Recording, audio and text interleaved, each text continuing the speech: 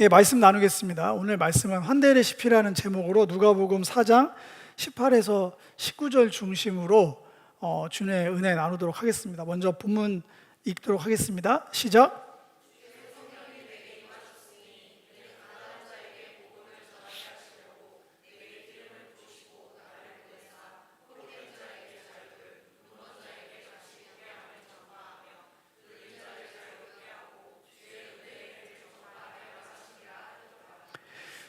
네, 저희가 그 심플 시리즈가 이제 오늘 이거 지나고 딱 2개가 남았는데요. 오늘 로맨틱 와일드 하려고 하다가 성령 강림 주일이기도 해서 본문을 바꿨습니다. 그래서 환대 레시피로 이 설교도 작년 9월 달에 한번 했었습니다. 근데 똑같은 게 설교하지는 않아요. 그리고 유튜브에 남겨서 저희가 교회 새로 오신 분들한테도 이게 소개가 돼야 되기 때문에 그런 목적을 가지고 다시 설교를 합니다. 그리고 많이 잊어버리셨잖아요. 그래서 다시 해도 될 것 같고요. 잊지 않으셨으면 다시 복귀하셔서 잊지 않으시기를 바랍니다.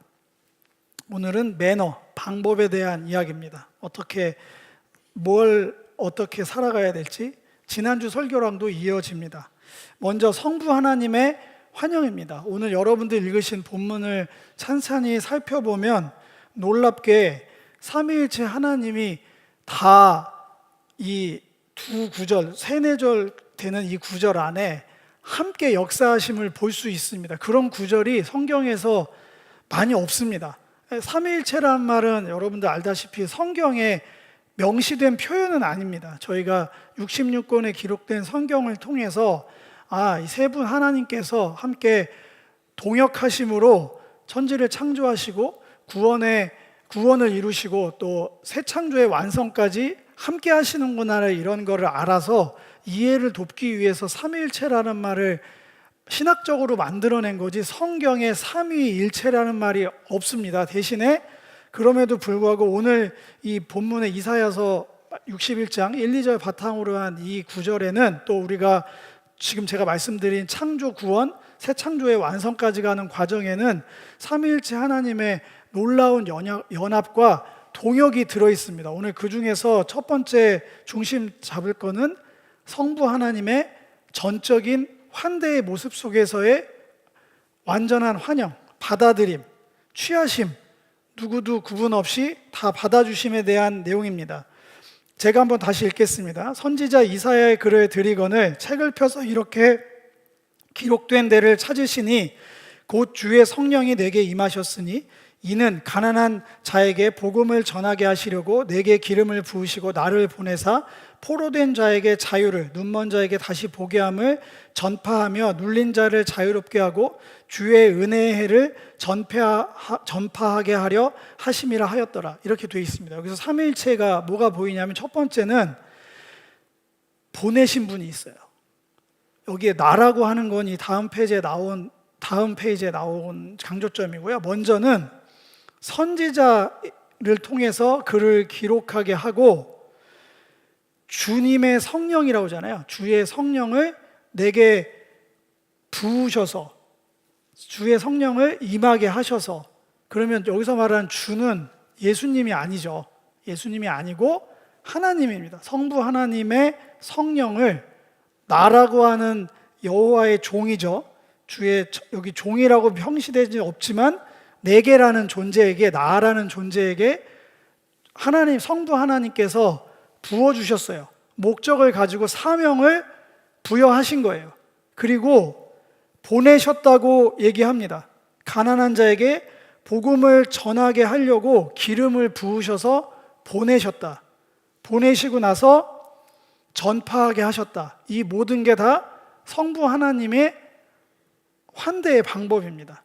성부 하나님께서는 항상 보내십니다. 처음부터 그랬고 지금도, 이전에도 그랬고 앞으로도 계속 그러실 겁니다. 이 방법은 바뀌지 않습니다. 보내실 때 그냥 보내지 않으십니다.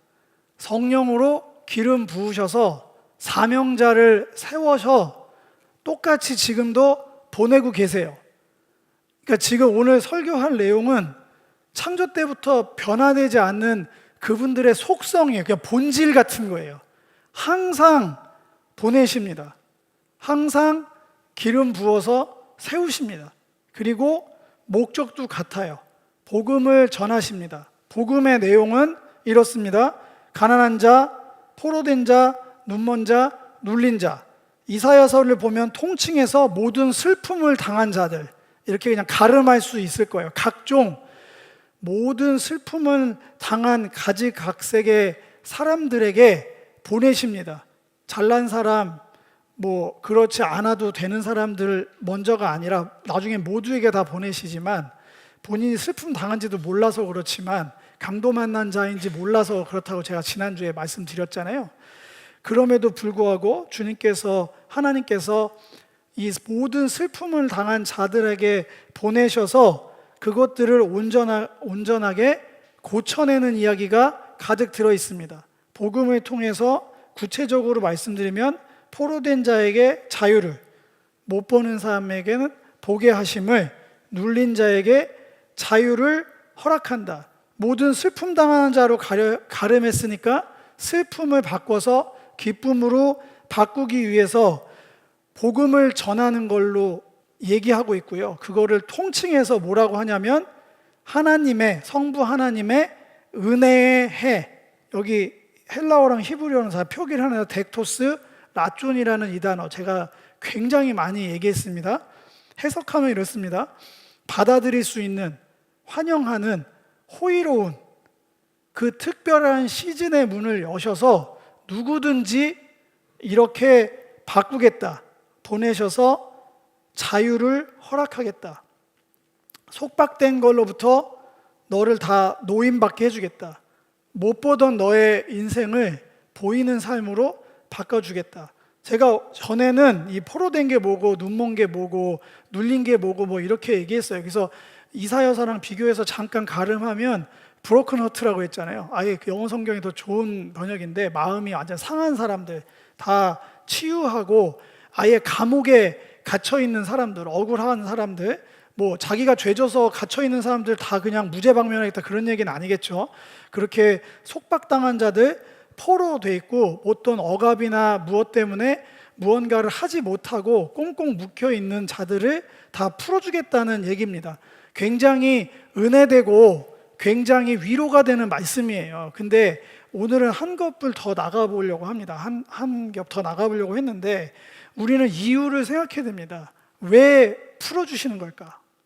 왜 다시 보게 하려는 걸까? 그것도 누군가에게 사명을 부여해서 복음이라는 방법으로 왜 일들을 그렇게 행하시고 이거를 내가 너희에게 베푼 최대의 환대라고 얘기를 하시는 걸까? 이게 내가 너희들을 향한 최고의 호의야, 이런 뜻이거든요. 호의의 새 시즌을 너희들을 받아주는, 어떤 상태여도 괜찮은데 이 시즌에 오면 내가 다 받아줄게. 그 받아 안는다는 얘기는 너를 이렇게 바꿔줄게요. 바꿔준다는 얘기는 너에게, 한마디로 자유라는 말이 제일 많이 나오니까 너를 자유롭게 해주겠다는 거거든요. 무엇으로부터? 그 무엇? 모든 슬픔이죠. 이 슬픔의 끝은, 어제도 제가 장례식을 다녀왔거든요. 잠깐. 우리가 느낄 수 있는 모든 슬픔의 끝은 사망일 겁니다.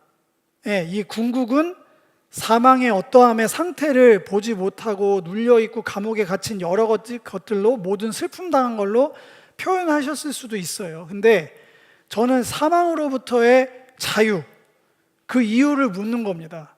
죽어있던 우리들을 기름을 부으셔서 보내셔서 복음 전파하셔서 자유롭게 놓은 이유가 뭐냐고 묻는 거예요. 우리는 항상 마음이 상한 나를 싸매고 고치고 위로하시고 자유롭게 하신 주님을 찬양해 왔습니다. 그건 굉장히 잘하신 일이고 앞으로도 계속 돼야 됩니다. 우리는 끊임없이 주님의 위로가 절실한 존재들이에요. 실존으로 주님의 위로와 도우심 없이 살아갈 수 있는 사람은 아무도 없습니다. 아무리 강한 척하고 필요 없다고 얘기하지만 그 절박한 순간에는 우리는 이제 주여라고 외마디가 아버지로 나오든지 하나님을 찾게 돼 있고, 다른 분들은 어떻게 하는지 잘 모르겠지만 피조물로서, 한 사람의 연약한 인간으로서의 실존의 자리가 분명히 있어요. 그러나 우리는 아버지의 마음을 조금 더 헤아려 들 필요가 있습니다. 왜 우리를 자유롭게 하셨는가? 왜 이렇게까지 우리를 환대하시는가? 뒤에 이제 그 성자 예수님의 이 동행하시는 방법을 보면 더 아실 수 있겠지만, 놀랍게도 하나님께서는 그 자유를 통해서 본질적인 삶을 회복하길 원하세요. 어려운 얘기로 하지 않겠습니다. 그 본질을 회복한다는 얘기는 다름이 아닙니다. 하나님께 온전한 순종의 삶을 살아가길 원하시는 거예요. 결론이 먼저 나와서 싱거우실 수도 있겠어요. 뭐 새로운 게 나오는 줄 알았더니 또 온전히 순종하라는 거구나. 그게 맞으니까요. 가만히 보시면 창조 때부터 온전한 순종을 기대하시고 다 주신 거거든요. 아담에게 다 주셨어요. 첫사람 아담을 살펴보면 구원받으려고, 영생 얻으려고 뭔가를 한 게 없습니다.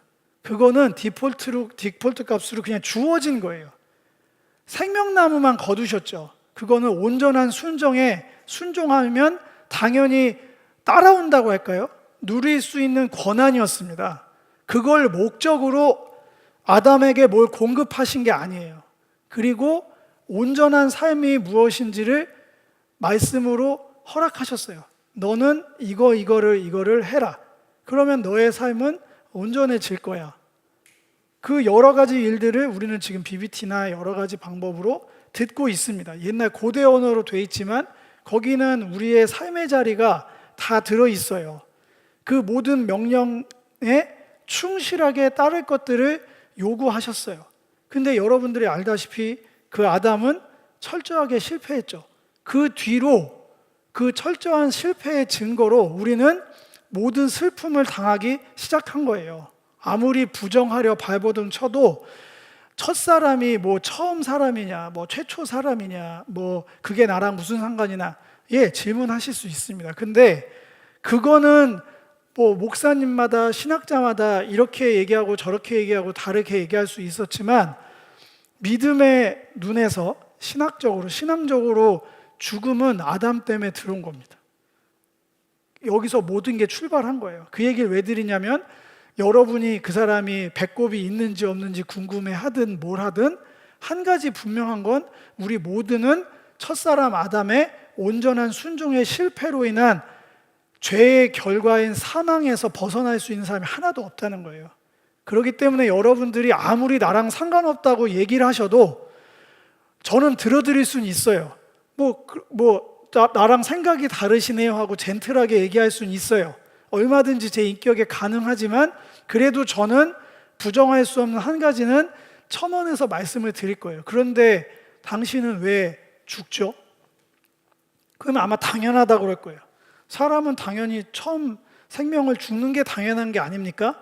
아니요. 죽는 건 당연한 게 아니에요. 그걸 그렇게 받아들이는 게 운명으로 정해진 결과라고 받아들이는 걸 우리는 부정하는 사람들이에요. 그게 선생님과 저의 다른 점입니다 하고 전 자리를 뜰 거예요. 왜냐하면 아무리 제가 거기서 침 튀기면서 핏대 세우고 얘기를 해봐야 듣지 않아요.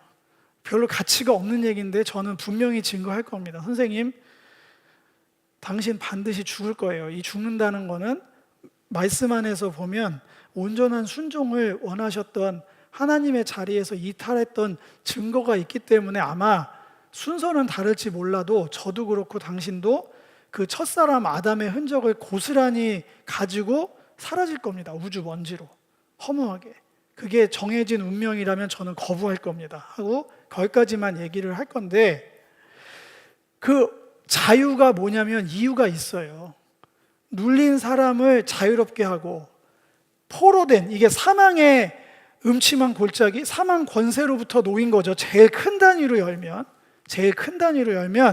거기서 나오게 하신 이유는 한 번도 변함없습니다. 내게 원하는, 나는 여기서 하나님이 아담에게 원했던 온전한 순종을 행하거라예요. 예, 그 자유, 그게 무슨 자유입니까? 속박이지, 이렇게 얘기할 수 있겠죠. 그럴 수 있을 거라고 생각합니다. 저도 예전에 너무 많이 고민했던 건데, 그게 차이입니다. 그게 차이예요. 여러분들한테 온전한 순종을 저는 끊임없이 설교할 거예요. 그러나 여러분들은 그거 못할 겁니다. 그래서 예수가 필요한 거예요. 예수님이. 우리가 그렇게 아까 목놓아 외쳤던 이제 그 얘기를 드리려고 하는데, 첫사람 아담은 실패했죠. 철저히. 그 뒤로 사망이 들어왔잖아요. 그런데 마지막 아담이자 둘째 진짜 아담이신 예수님께서 오셔서 온전한 순종을 행하심으로 이 얘기를 끝내셨어요. 이 뒷얘기는 그겁니다. 뒷얘기 가기 전에 큰 단위로 생각해 보세요. 만약에 우리가 계속 노래하고 바라고 원하고 들어왔던 죄에 대한 속죄만을 위해서 오신 거라면, 그게 전부라면 질문합니다. 못하러 3년 반의 그 역사는 왜 필요한 거죠? 하나님의 어린 양으로 오셔서 세례터에서 저 같으면 우리가 기억하는 우리 모두는 죄의 용서를 받아야 돼. 죄사함을 받아야 돼. 속죄의 권능이 필요해. 속죄의 은혜가 필요해. 저도 제일 중요한 사역이라고 생각합니다. 그 제일 중요한 십자가 부활이 그게 다였다면 제 질문의 의도를 아시겠어요? 왜 3년 반 동안 제자 불러서 그 많은 퍼포먼스라고 할까요? 그 많은 말씀들과 그 많은 행위들을 도대체 그분은 왜 하신 걸까요? 어차피 죄 용서는 십자가에서 대속의 죽음밖에 답이 없는 길인데, 그러면 제일 중요한 그거를 오자마자 하시면 됐었잖아요. 이분의 3년 반의 이 인생의 모든 공생에 기록된 모든 것들이 온전한 순종으로 살아간 증거를 드린 거예요. 우리한테. 하나님께 드리고 우리한테 보이신 거죠. 우리는 여전히 실패할 겁니다. 은혜해, 우리 다 받아줄게. 그걸 위해서, 온전한 순종을 위해서 우리에게 허락되신 이 생명의 기회로 100% 만족하게 할 수 있는 사람은 없어요. 그러나 이 요구가 여러분들이 실패한다고 없어지지 않습니다. 그건 고스란히 남아있어요. 왜냐하면 그 삶을 끝까지 추구하고 살아가는 자들, 넘어지면 믿음의 주라고 하는 게 주인이라는 게 아닌 거 아시죠? 히브리서 보면 믿음의 주요 할 때 믿음의 주가 스타트했다는 거예요. 믿음의 시작점. 그러니까 믿음의 앞에 믿음의 조상도 있죠. 아브라함. 그러니까 다른 사람들은 믿음이 없다는 얘기가 아니라 아브라함이 온전하지 못한 거 다 알잖아요. 그 못 기다려갖고 하갈 취해서 그걸 제가 다 말씀드려요? 아내 2번 팔아먹고. 그러니까 그런 얘기는 하지 맙시다. 그거 온전한 사람이 그 정도면 저는 온전하겠네요. 그러니까 그런 거는 다 아는데도 믿음의 조상이라고 하지만 분명히 얘기하거든요. 온전한 순종은 끊임없이 하나님께서 요구하실 거예요, 우리한테. 왜냐하면 그러면 복이 따라오니까. 하나님께서 주심하고 하셨던 그게 그대로 따라오는 거니까, 그래서 요구하는 거예요. 테스트해갖고 너가 온전한 순종을 하는지 안 하는지 내가 지켜볼 거야. 내가 지켜보겠어. 이런 게 아니고, 약속하신 모든 축복의 은혜가 온전한 삶을 살고자 애쓰는 자들에게 따라온다. 얘기를 수없이 들으셨잖아요. 수없이. 그러니까 하라고 하시는 거고, 그 온전한 순종은 예수가 다 하셨어요. 그래서 영생을 오직 온전한 순종을 통해서만 생명나무 열매를 취할 수 있잖아요. 에덴에 쫓겨났잖아요. 아담 온전한 순종 못해서. 그걸 취해서 우리에게 주셨잖아요. 우리는 그 공로로 믿음의 창시자, 시작점인 예수를 어떻게 사셨는지를 계속 벤치마킹 하면서 오늘도 뚜벅이처럼 계속 살아가는 겁니다. 또 넘어지면 일어나서 봐야죠. 예전에는 볼 데가 없었어요. 온전한 인간이 없었거든요. 온전한 순종을 하는 사람이 없었어요. 진짜 많이 봐야 모세 정도? 특별하게? 다윗도 아닌 거 아시잖아요. 십계명 제일 많이 깬 건 다윗입니다. 아시죠? 밧세바 범하면서 따져보세요. 거기서 우리야 이렇게 하면서 따져보면 십계명을 가장 철저하게 유리한 대표주자는 다윗이에요. 다윗을 믿음의 본이 아닙니다. 절대로. 그런 루트로 그 뜻을 이루고자 이렇게 보내셔서 했고, 그 환대 레시피의 처음으로 하나님께서 모든 자들에게 이러한 삶을 원하고 그 축복의 삶을 바라시기 때문에 우리를 놓아주셨구나. 그 환대의 마음을 고스란히 여러분들이 가져가셔야 됩니다. 조금 더 나가면 이사야서 이게 61장의 내용을 예수님께서 이게 실현됐다고, 내가 성취했다고 읽어주신 거거든요. 이사야서 55장 이후로 여러분들이 많이 알겠지만 66장까지는 새 창조의 완성에 대한 이야기예요. 그 전에 이사야 52, 53장에 고난받는 하나님의 종이 나오잖아요. 뭐 채찍에 맞음으로 나음을 입었고 하는 막 시리즈물 있잖아요.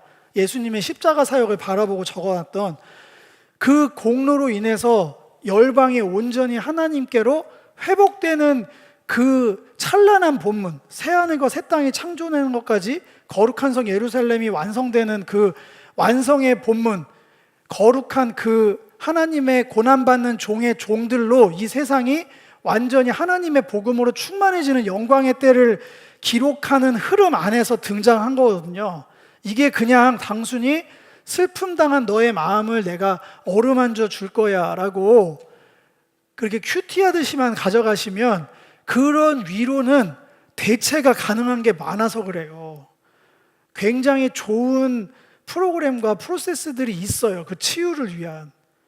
저희 기독교만 주는 게 아니고요. 그런 치유가 여러 가지 힐링, 치유, 테라피 뭐 이런 굉장히 많이 있습니다. 그 그림으로 이걸 좁혀가시면 다른 사람들한테 아마 어필이 되지 않을 거예요.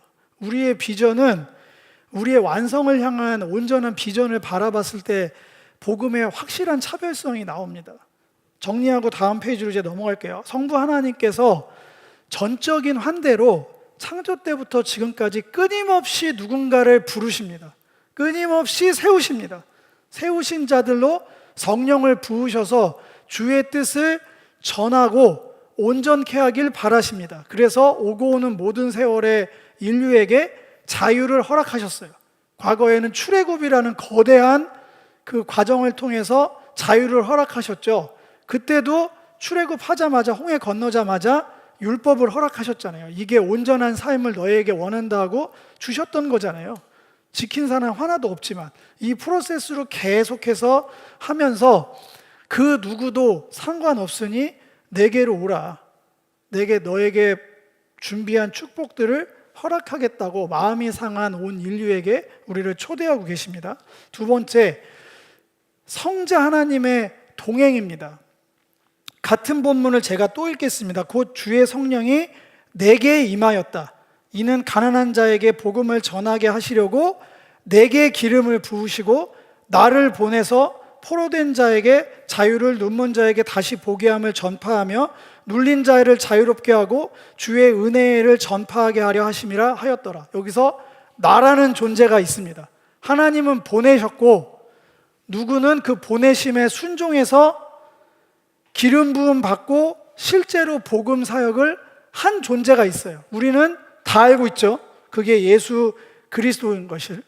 그분께서 하나님의 환대를, 그 자유함을, 그 온전케 됨을 어떻게 보이셨는지를 살펴볼 필요가 있습니다. 대표적으로 몇 개만 읽겠습니다. 누가복음 7장 34절입니다. 함께 읽어볼까요? 시작.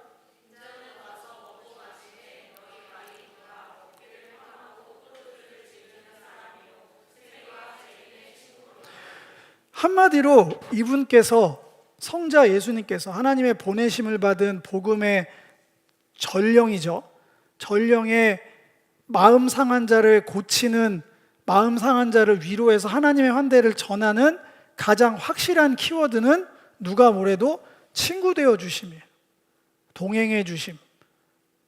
그 어떠한 곳에 어떤 상황에 있든지 내치지 않고 다 품어 안아 주심이에요. 그 방법으로 하셨어요. 그냥 자기 혼자 산상수훈 설파하고 자기 혼자 십자가 지고 그래도 되거든요. 중요한 얘기 다 전했다, 중요한 사역 끝냈다 하면 되는데, 다시 말합니다. 성경은 그렇게 기록하고 있지 않아요. 그분이 각종 거룩을 훼손하는 일은 다 하셨어요. 세리와 죄인들이랑 먹고 마시면 구약 율법으로 따지면 더러워져요. 우리 얘기 많이 하잖아요. 저너네랑 밥 먹지 말아라, 저너네랑 놀지 말아라. 우리 어른들 맨날 하는 얘기예요. 옆에 누가 있는지가 너의 인생을 좌우한다. 틀린 말 하나도 아닌데 정반대의 사람이 한 분 계셨어요.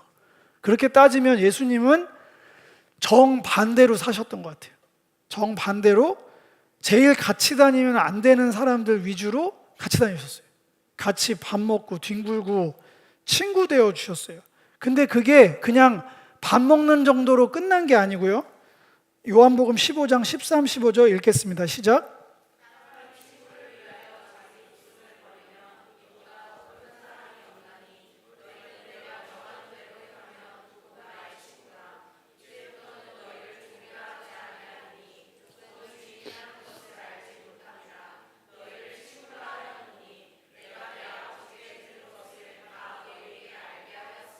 네, 여기에 단서가 많이 들어 있습니다. 일단 예수님께서 생각하는 본인의 아이덴티티, 난 너희의 친구라고 할 때는 목숨까지 내어주는 친구를 얘기하는 거예요. 우리는 못해요. 내 몸을 내 이웃처럼 사랑하라고 하는 것도 이렇게 힘든데, 내 이웃을 너 저 대신에 너가 죽어라고 하는 걸 누가 감당하시겠어요, 여러분? 저 그런 얘기 못합니다, 여러분들한테. 무시하는 게 아니라 저도 못해요. 그러니까 사랑하는 게 훨씬 좋잖아요. 친구를 위해서 죽는 거는 예수님의 몫이고요. 우리는 내 이웃을 내 몸같이 사랑하면 충분한 겁니다. 일단 친구의 정의는 여러분들이 알고 가셨으면 좋겠어요. 예수님은 우리를 자기 목숨을 다해서 친구로 삼으셨어요. 목숨을 내어주는 사랑으로. 근데 여기에는 놀라운 이야기가 숨어져 있습니다. 너희는 내가 명하는 대로 행하면 나의 친구다. 이상한 얘기가 하나 있습니다. 사랑과 명령 하나도 어울리지 않는 게 매치업이 돼 있죠. 밑에 보면 내가 내 아버지께 들은 것을 다 너희에게 알게 했다. 내 아버지께 들은 게 뭐죠? 내 명령이에요.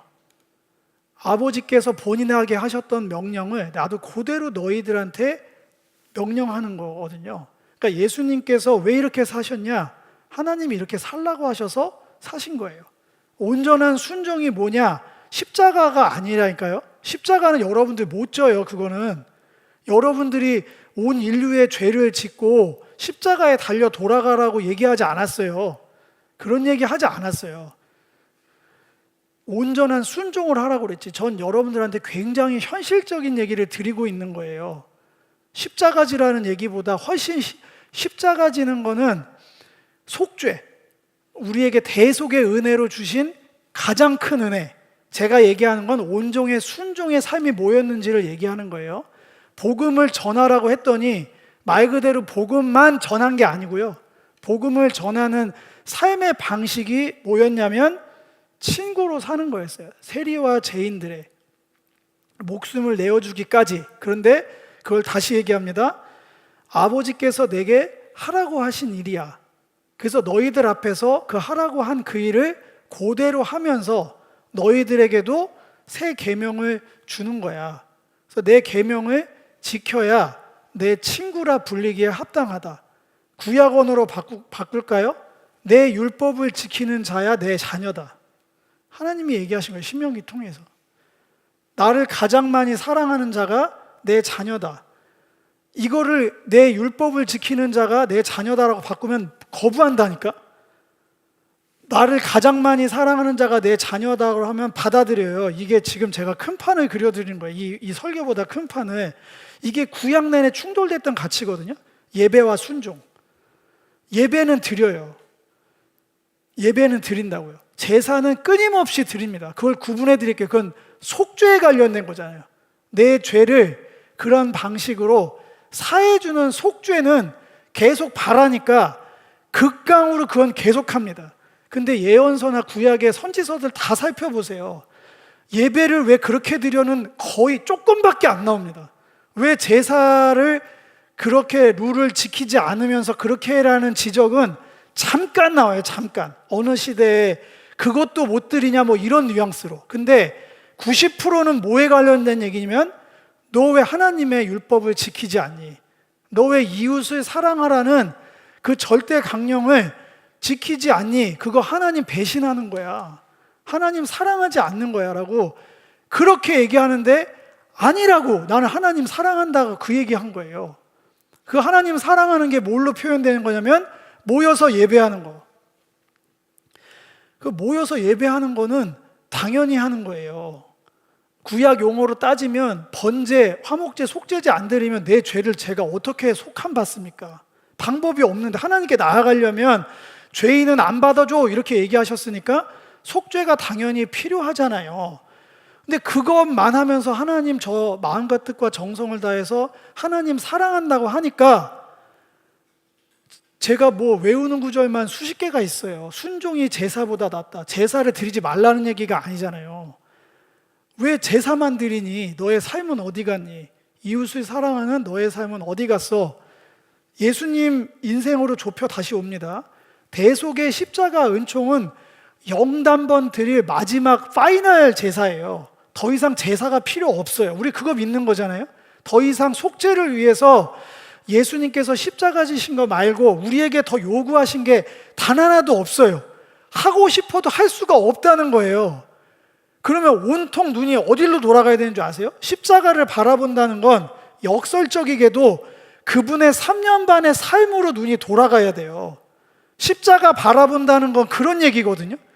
십자가에 달려 돌아가셨네, 돌아가셨네. 그 제사만 계속 드리면 그만하라고 하실 거예요. 만약 예수님께서 그럴 리는 없겠지만 여러분들한테 계속 그게 하나님 사랑하는 거라고 주장을 하신다면 예수님이 안타까워서, 그건 내가 했잖아, 너희를 위해서 너가 할 수 없는 거를 완전한 제물이자 완전한 대제사장으로서 영단번 드릴 그 제물로 하나님께서 완전히 충족드리는 예배를, 제사를 예수님께서 드리셨다니까요.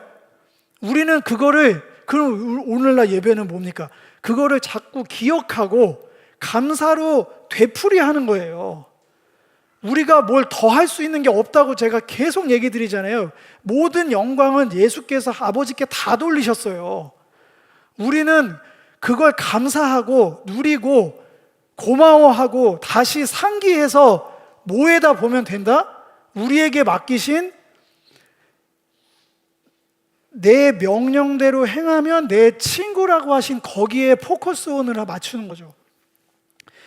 요한복음 14장 15절을 보면 너희가 나를 사랑하면 나의 계명을 지키리라 얘기합니다. 여러분들 예수님 사랑하세요? 아멘 하셨으면 예수님 사랑하세요? 그럼 계명 지키십시오. 네, 제가 정확하게 말씀으로 얘기합니다. 계명 지키셔야 됩니다. 이신칭이 이런 어설프게 저한테 얘기하지 마시고요. 써 있는 대로 얘기합니다. 여러분들의 대속, 구원의 은혜는 십자가로 이미 받으신 거예요. 그걸 위해서 계명을 지키라는 게 아니고, 구약 어디에도 그런 건 없어요. 구약 때도 출애굽 이후에 율법을 주셨어요. 구원해 줬으니까 이제 제사장 나라처럼 살으라고, 그래야 너희가 축복받고 이 땅에서 나의 뜻을 발현하면서 산다고 그렇게 하셨지, 첫사람 아담조차도 다 만들어주고 다 주고 나서 이거 먹지 말라고 율법을 주셨지, 그걸 뒤집어서 너 이거 안 먹으면 너 에덴에 살게 해줄게 이런 거 없어요. 세상에 그런 말도 안 되는 그림 언어가 어디 있습니까? 그 구약 어딜 봐도 그런 방식으로 율법을 쓰신 적이 없어요. 시편 1편을 보세요. 복 있는 자는 주야로, 하나님의 율법을 주야로 묵상하는 자가 시편 뚜껑이에요.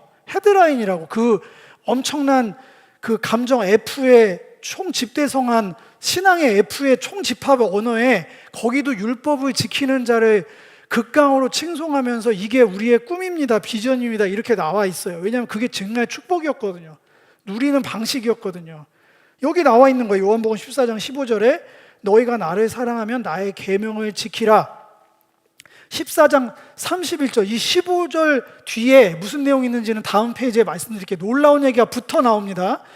너희가 나를 사랑하면 나의 계명을 지키라 다음에 뭐가 나오는지는 바로 뒤에 붙어 나오고, 이 장에, 놀라운 이 장의 맨 마지막 장은 오직 내가 아버지를 사랑하는 것과 아버지께서 명령하신 대로 행하는 것을 세상에 알게 하려 합니다. 여기도 제가 말하는 논조와 똑같죠?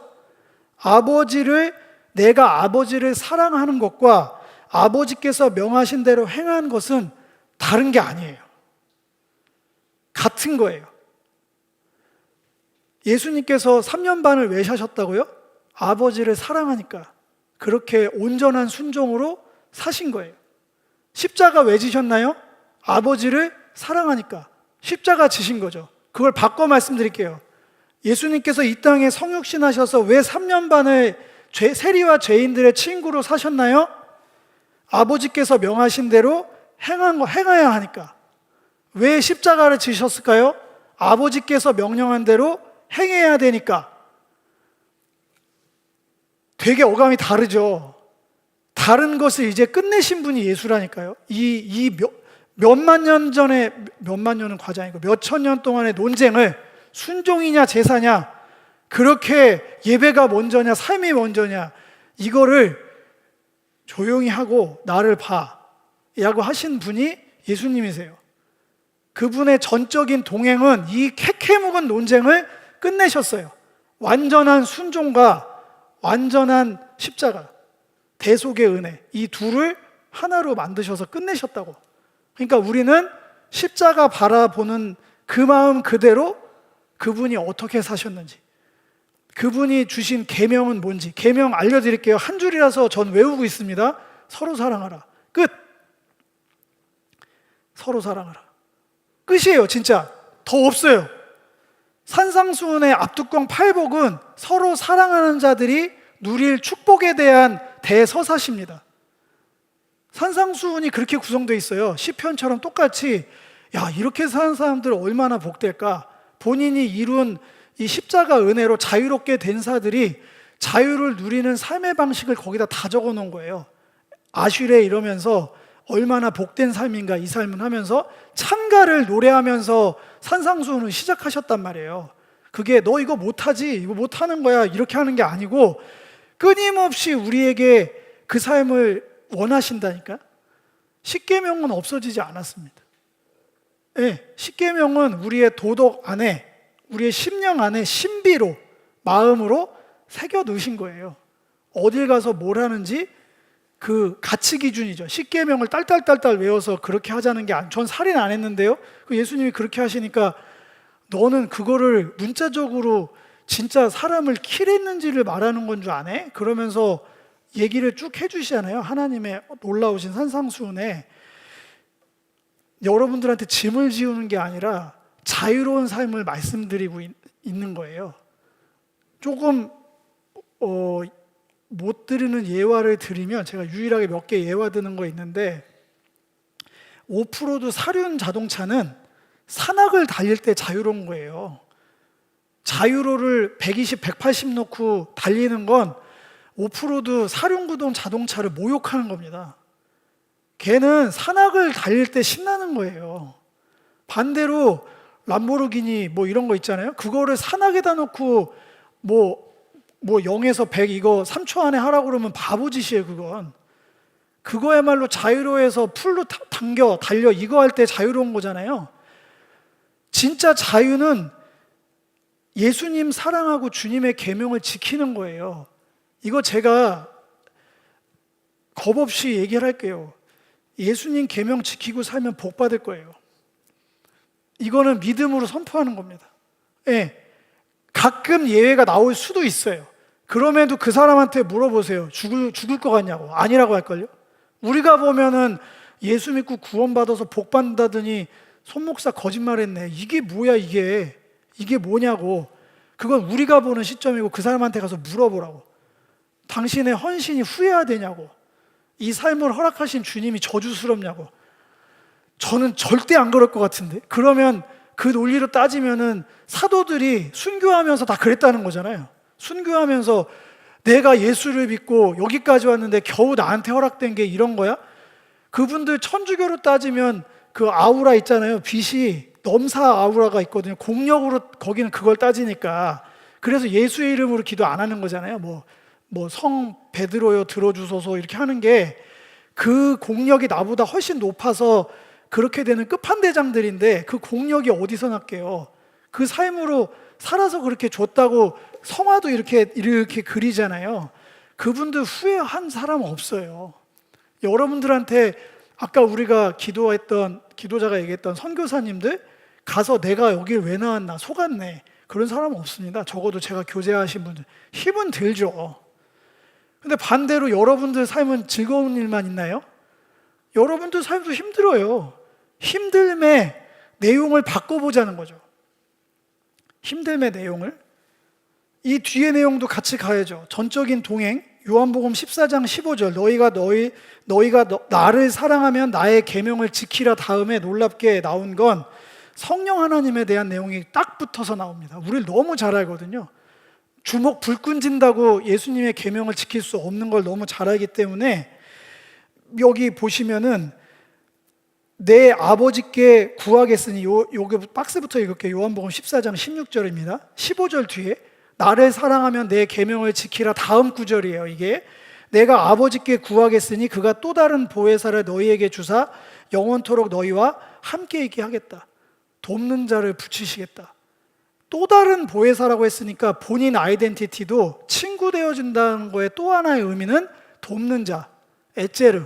창세기로 따지면 여자, 남자에게서 여자가 나왔다고 할 때 에제르가, 그래서 창세기 할 때 말했죠. 그게 보조요원이 아니라니까. 그럼 예수님이 여러분들 인생의 보조요원인가요? 성령이 여러분들의 비서야? 아니잖아요. 그 단어는 그런 게 아니에요. 온전히 연합해서 하나님 뜻을 이룰 수 있는 유일한 동역자라는 뜻이거든요. 그게 남자 여자 그렇게 해서 만드신 거예요. 차별이 없어요. 똑같습니다. 나도 보혜사로 친구됨으로 이 땅을 살아갔는데, 나는 이제 가니까 모두에 내주할 수 있는 성령을 보내서 나를 사랑하는 자들이 내 계명, 서로 사랑하라는 계명을 지키며 온전한 순종을 살아가게끔 돕겠다. 저는 이런 대목에서 굉장히 감사하고, 제 표현적으로 저는 이런 데가 되게 낭만적이에요.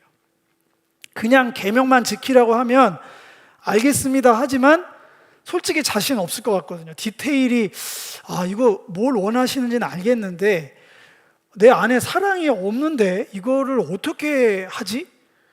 근데 거기에 대한 답을 미리 내셨더라고요. 걱정하지 마라. 내가 너희를 잘 안다. 보혜사 성령을 의지하거라. 그가 함께 하시면 모든 것들을 가르쳐 생각나서 지키게 하실 거다. 할 말을 알려줄 거다. 어떻게 행동을 취해야 되는데, 어떻게 쳐다봐야 되는지, 무슨 말을 해야 될지, 어떤 행동을 해야 될지를 알게 하실 거다. 이게 얼마나 완벽한 솔루션입니까? 예수 믿는 건 굉장히 수월한 길 같아요. 어떻게 보면 굉장히 어려워 보이지만 또 한편으로는 너무 수월하고 즐거운 것 같아요. 성부 하나님은 전적으로 우리를 언제든지 환영하시고, 성자 하나님은 우리와 끝까지 자기 목숨을 내어줄 것처럼 우리와 동행하시면서 친구 되어주시고, 성령 하나님은 보혜사로서 우리와 함께 동역을 해주겠다고 약속을 하신 이 본문 앞에, 이 환대 레시피 앞에 거칠 것도 없고 망설일 것도 없어 보입니다. 이런 삼위일체 하나님의 전적인 사역의 방식이 환대 레시피라고 제가 정리한, 허그인교회에서 정리한 삼위일체 하나님의 사역하심의 방법이거든요. 저는 이 설교를 지금 몇 차례 듣는 여러분들이 동일하게 삼위일체 하나님의 이 사역에 동참하시기를 주님의 이름으로 권면드리고 축복합니다. 삼위일체 하나님은 성부 하나님의 전적인 환영과 성자 하나님의 전적인 동행, 성령 하나님의 전적인 동역으로 이루어졌습니다. 사랑하는 것과 명령대로 행하는 것.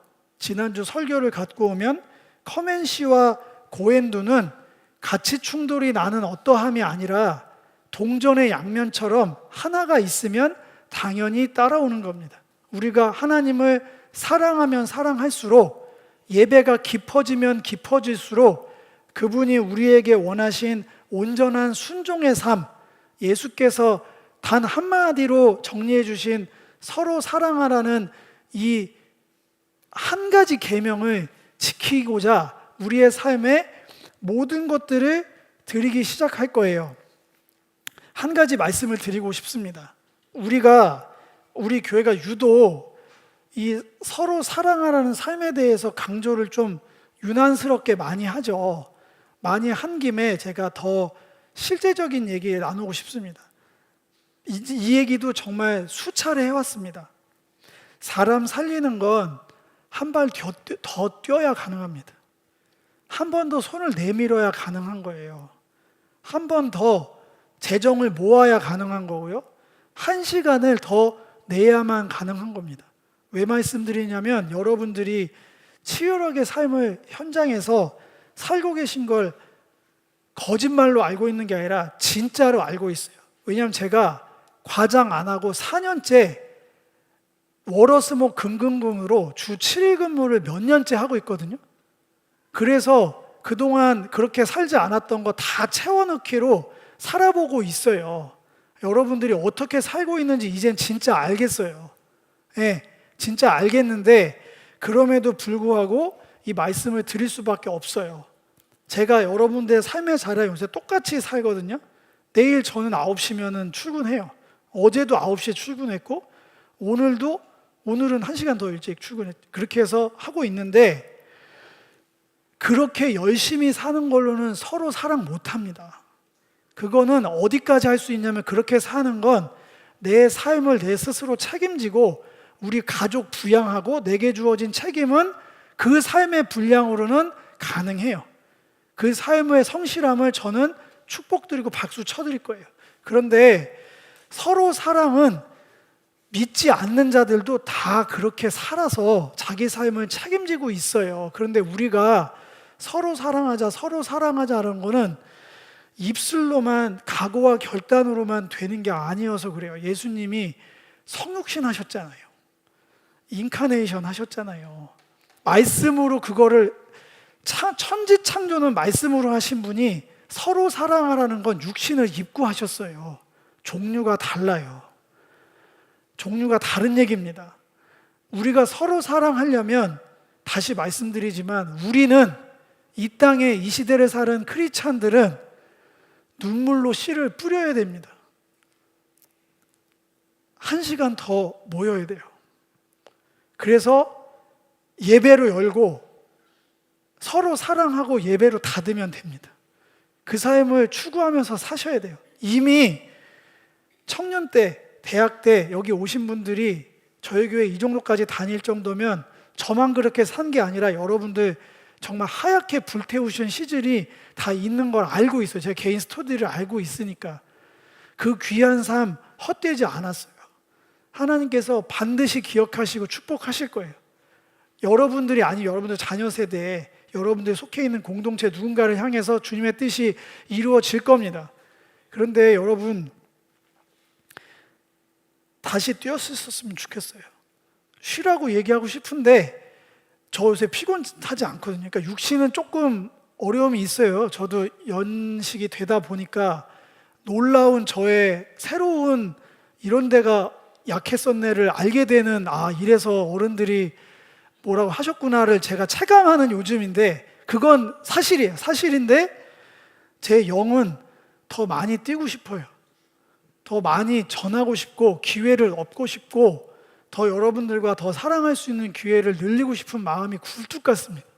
예배도 이전과 같은 예배를 더 드리고 싶지 않고 더 깊이 있게 주님의 영광을 바라보고 그 은혜를 누렸으면 좋겠고 서로 사랑하는 것도 훨씬 디테일하고 실제적으로 여러분들의 우리 교회 공동체 한 사람 한 사람의 삶부터 시작해서 그 삶이 채워지고 오버플로잉에 넘쳐 흐름으로 온 열방까지 흘려가는 것들을 꼭 보고 싶은 마음이 많아요. 그런 이 복된 자리에 여러분들을 초대하는 거예요. 절대로 이 말이 저도 인간적으로 무섭거든요. 왜냐하면 더 뛰자는 게 쉬운 일이 아니니까. 저도 부담드리기 싫어서 망설일 때가 솔직히 있어요. 솔직히 있지만 성경을 아무리 펼쳐봐도 초지일관 같은 얘기를 하시고 초지일관 이게 복된 길이라고 얘기를 하시니 목회자 된 제가 복되고 즐겁고 축복된 자리로 초대하는 걸 망설이고 인간적인 불편함 때문에 얘기하지 않는다는 건 입장을 바꿔보세요. 직무유기잖아요. 그러니까 이번에도 또 이 기회를 빌어서 또 한 번 이야기합니다. 예수의 이름으로, 성령의 능력으로 이웃을 향한 이 사랑, 허그인의 환대 레시피를 계속해서 행하실 수 있기를 주님의 이름으로 축복드립니다.